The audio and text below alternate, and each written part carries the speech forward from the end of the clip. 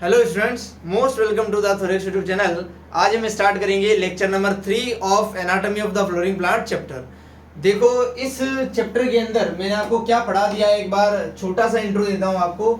Lecture number 1 के अंदर हमने पढ़ा था मेरिस्टेमेटिक टिश्यू के बारे में। लेक्चर नंबर 2 के अंदर मैंने आपको पढ़ा दिया था सिंपल परमानेंट टिश्यू के बारे में। आज है इसका लेक्चर नंबर 3, जिसके अंदर मैं आपको बताऊंगा कॉम्प्लेक्स परमानेंट टिश्यू के बारे में। जो टिश्यू होता है बच्चों, ये दो टाइप का होता है भाई, मेरिस्टेमेटिक और परमानेंट।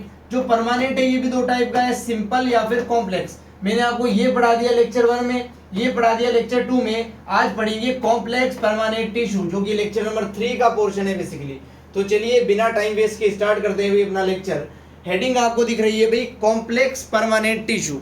देखो, परमानेंट टिश्यू का मतलब ये है वो वाला टिश्यू जो सेल डिवीजन नहीं करता है भाई, जो डिवीजन करने की कैपेसिटी को लूज कर देता है और एक पर्टिकुलर फंक्शन को परफॉर्म करता है। और कॉम्प्लेक्स का मतलब ये है कि ये एक से ज्यादा टाइप के सेल से बनता है।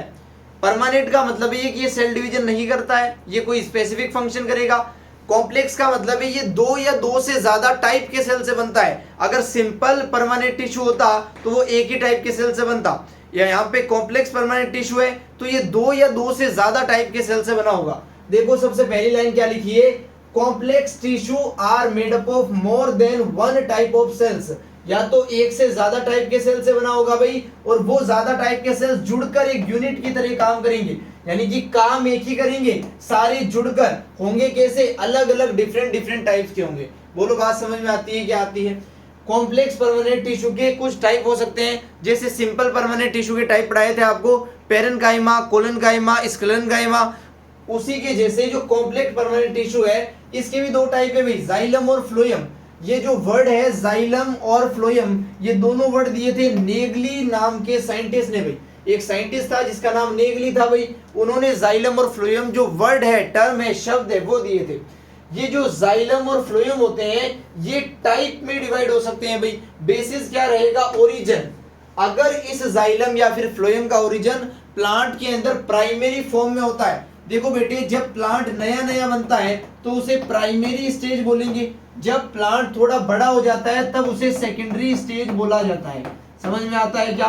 अगर जाइलम और फ्लोएम प्राइमरी बॉडी के अंदर बनते हैं तो उसे प्राइमरी जाइलम या प्राइमरी फ्लोएम बोलेंगे। अगर वो सेकेंडरी बॉडी के अंदर बनेगा तो उसे सेकेंडरी जाइलम या सेकेंडरी फ्लोएम बोलेंगे।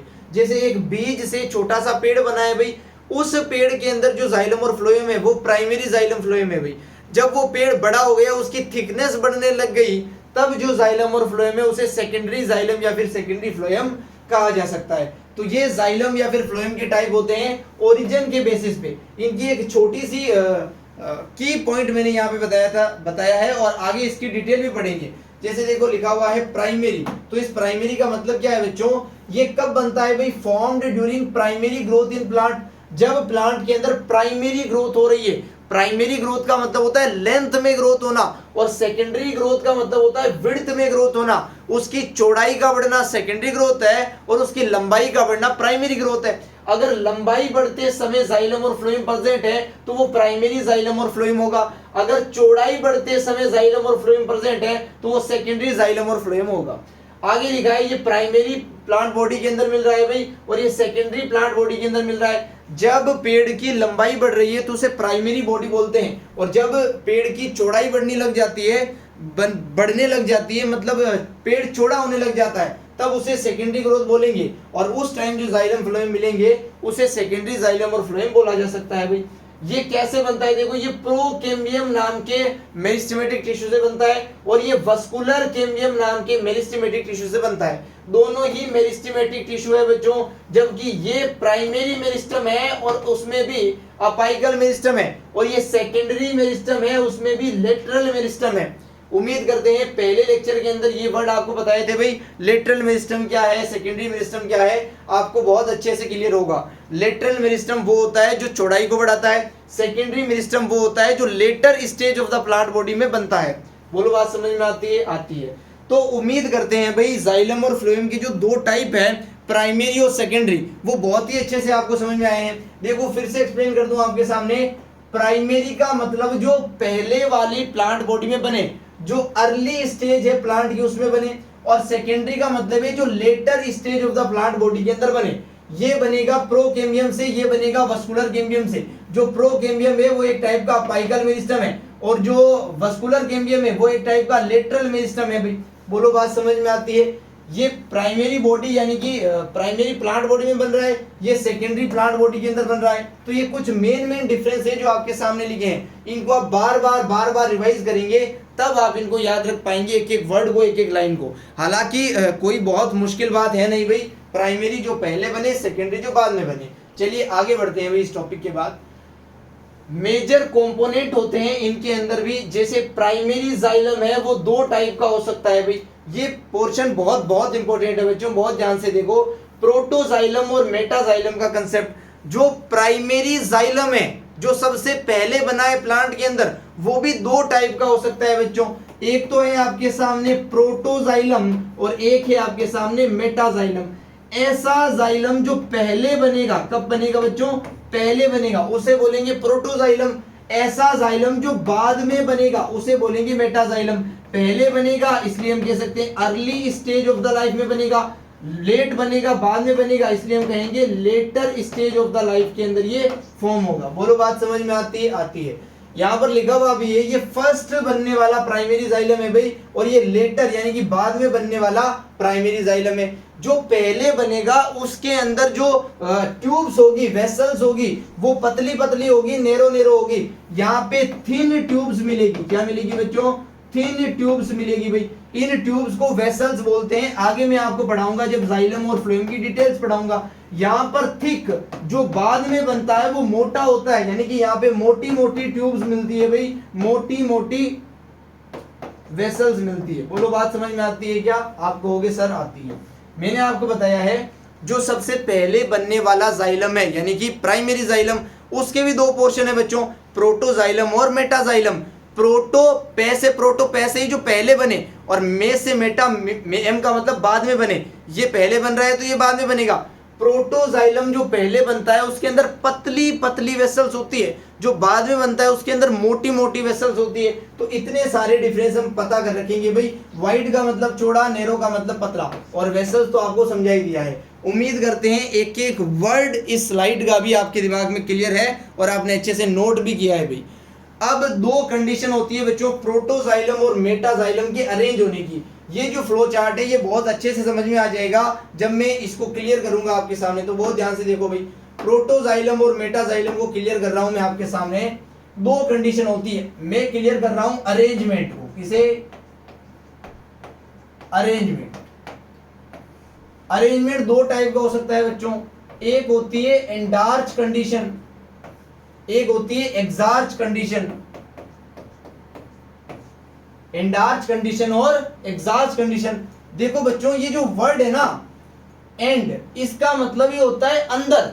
एंडो का मतलब ही क्या होता है बच्चों? अंदर। और एक्स का मतलब ही होता है बाहर। लिख भी देता हूं आपके सामने, इसका मतलब ही क्या होता है? अंदर। इसका मतलब ही क्या होता है? बाहर। अंदर को क्या बोल सकते हैं? इनसाइड बोल सकते हैं। बाहर को क्या बोल सकते हैं बच्चों? आउटसाइड बोल सकते हैं। बहुत ध्यान से देखो, वर्ड से ही सब कुछ समझ में आएगा। अभी हमने बात की थी ऐसा जाइलम जो पहले बनता है उसे क्या बोलते हैं? प्रोटोजाइलम। जो बाद में बनता है उसे क्या बोलते हैं? मेटाजाइलम। जो पहले बनेगा वो क्या है? प्रोटोजाइलम। इस अंदर का मतलब है ये अंदर से बनना शुरू होगा। अंदर क्या होता है? प्लांट के पित्त होता है। बाहर क्या होती है? एपिडर्मिस होती है, उसी को पेरिफेरी बोल सकते हो आप। यानी कि मैंने आपको कहा ये अंदर से बनना शुरू होगा, और इससे पहले पढ़ा दिया अंदर कौन बनता है या पहले कौन बनता है? प्रोटोजाइलम। ये अंदर से बनना शुरू होगा, पहले कौन बनता है? प्रोटोजाइलम। तो प्रोटोजाइलम कहां होगा? अंदर होगा। मैं सिखाना ये चाह रहा हूं कि इसके सेंटर पे क्या होगा बच्चों? प्रोटोजाइलम होगा। क्या होगा? प्रोटोजाइलम। प्रोटो वो है जो पहले बनता है, सेंटर में क्यों है? क्योंकि अंदर से बनता है। अगर सेंटर पे प्रोटोजाइलम है तो पेरीफेरी पे क्या होगा बच्चों? पेरीफेरी पे हो जाएगा यहाँ पे मेटाजाइलम। क्या हो जाएगा? मेटाजाइलम। बोलो बात समझ में आती है क्या? अंदर प्रोटोजाइलम है, बाहर क्या है? मेटाजाइलम है। यानी कि ये अंदर से बाहर की तरफ बनते हुए आ रहा है। अगर कोई चीज अंदर से बाहर आती है, सेंटर से पेरीफेरी की तरफ आती है, तो उसे हम बोलते हैं सेंट्रीफ्यूगल। ये सेंट्रीफ्यूगल मेथड के अंदर फॉर्म होता है भाई। इसके बनने का मेथड कौन सा है? सेंट्रीफ्यूगल मेथड है। अगर इन्हीं टर्म को यहां पर मैं एक्सप्लेन करूं, एग्जास्ट कंडीशन, एक्स का मतलब ही बाहर, आउटसाइड, आउटसाइड से बनना शुरू होगा। सबसे पहले कौन बनता है? प्रोटोजाइलम। तो प्रोटोजाइलम आउटसाइड होगा भाई। अगर मैं कहूं इसकी पेरीफेरी पे क्या होगा बच्चों? पेरीफेरी पे, तो प्रोटोजाइलम होगा। क्या होगा? प्रोटोजाइलम। अगर मैं कहूं बच्चों इसके सेंटर पे क्या होगा? आप कहोगे इसके सेंटर में सर मेटाजाइलम होगा। बिल्कुल सही। तो पेरीफेरी पे क्या है और सेंटर पे क्या है? क्या ये चीजें क्लियर हुई आपके सामने? ये अंदर से बाहर की तरफ बन रहा है, इसलिए सेंट्रीफ्यूगल मेथड है। ये बाहर से अंदर की तरफ बन रहा है, इसलिए इसे बोलते हैं सेंट्रीपिटल मेथड। क्या बोलते हैं बच्चों? Centripetal method. ये बनता है सेंट्रीपिटल मेथड के अंदर। जो अंदर से बाहर की तरफ जाता है उसे सेंट्रीफ्यूगल ही बोलेंगे, जो बाहर से अंदर की तरफ आता है उसे सेंट्रीपिटल ही बोलेंगे। बोलो बात समझ में आती है? क्या आती है? देखो एक ट्रिक बता रहा हूं। क्या ये अंदर है और जमीन के अंदर होती है जड़ें, इसलिए ये जड़ों में नहीं होता बच्चों, ये होता है स्टेम के अंदर। जो कंडीशन है आपकी एंडार्च, ये कहां पे मिलेगी? स्टेम के अंदर मिलेगी। जो एग्जार्च कंडीशन होती है, एग्ज यानी कि बाहर, बाहर होता है स्टेम, लेकिन स्टेम का उल्टा ये रूट्स के अंदर मिलेगा। कहां मिलेगा बच्चों? रूट्स के अंदर।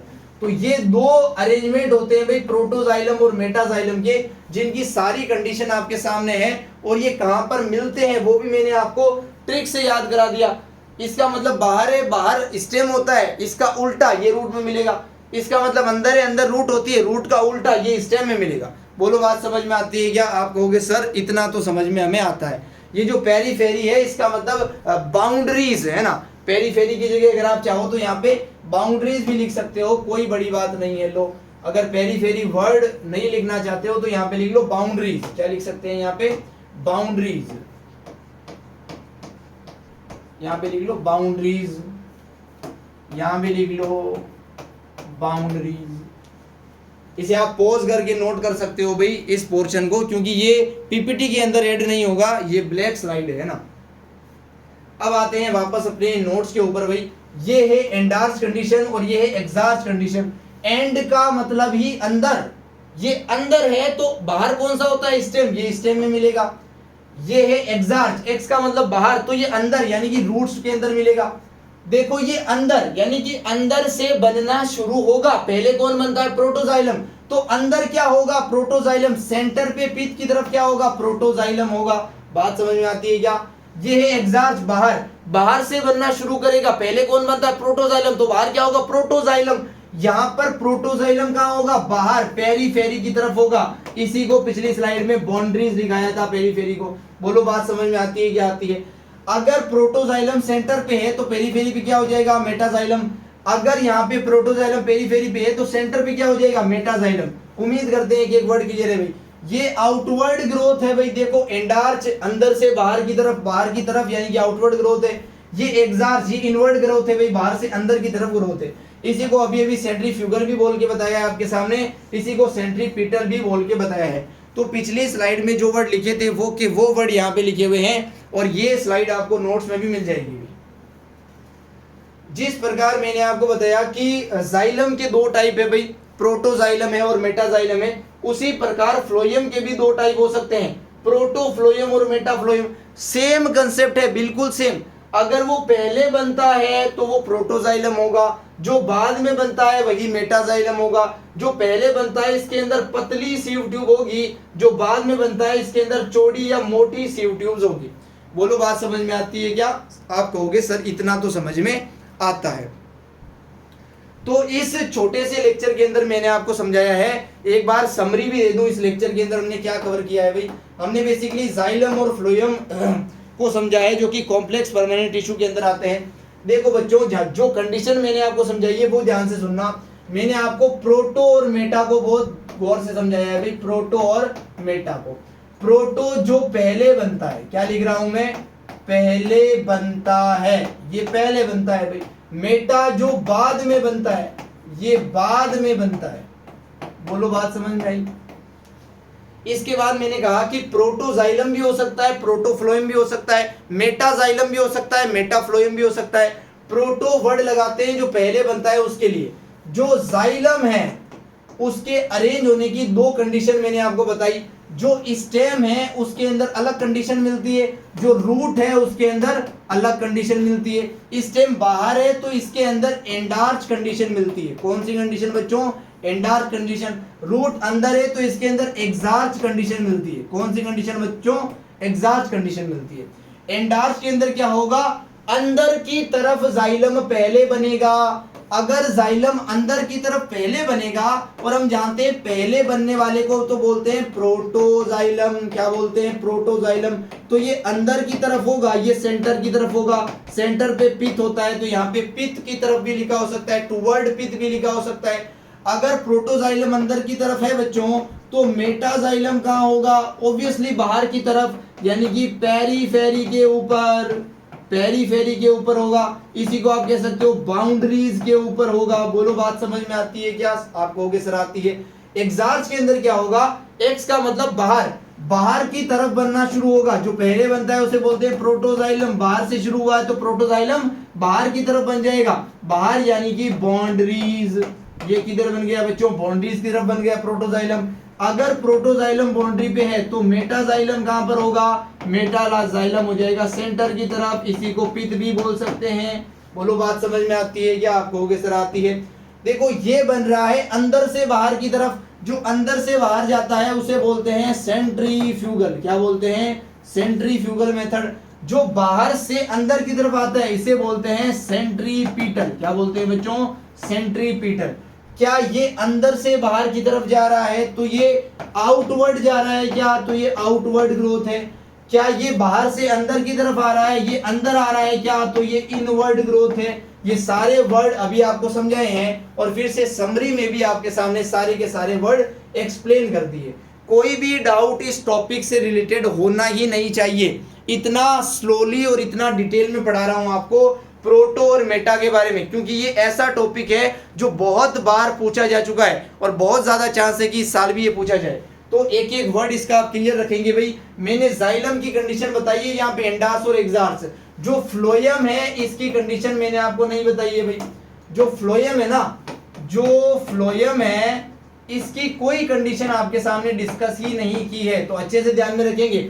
जो एंडार्स और एग्जार्स है वो जाइलम की कंडीशन है, और स्टेम और रूट इनके एग्जाम्पल को भी अच्छे से ध्यान में रखेंगे। तो यहाँ पर बेसिकली हम समाप्त करते हैं अपना लेक्चर। छोटा सा लेक्चर था आज का, जिसके अंदर कंसेप्ट थोड़ा कंफ्यूजिंग हो सकता है, बट फिर भी मैंने प्रयास किया है कि बहुत अच्छे से आपके सामने इसको प्रेजेंट किया जाए। यहाँ तक बने रहने के लिए ऑब्वियसली आपको thank you so much, thorax पे बने रहने के लिए। तो मिलेंगे नेक्स्ट लेक्चर में। चिल देन पढ़ाई करते रहें। Good bye.